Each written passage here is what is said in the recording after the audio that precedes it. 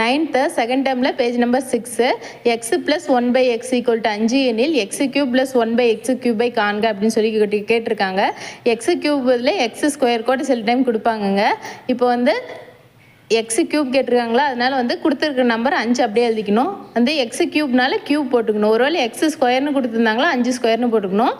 அதுக்கப்புறம் மைனஸ் போடணும். ஏன் மைனஸ் போடணும்னா கொஷினில் வந்து ப்ளஸ் கொடுத்துருக்காங்க, அதனால மைனஸ் போட்டுக்கோங்க. ஒருவேளை கொஷினில் மைனஸ் கொடுத்துருந்தாங்கன்னா ப்ளஸ் போட்டுக்கணும்.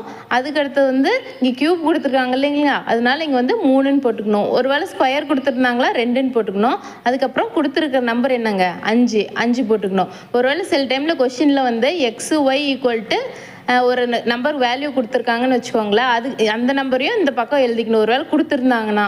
இப்போ வந்து இதை நம்ம கேன்சல் பண்ண போகிறோம்.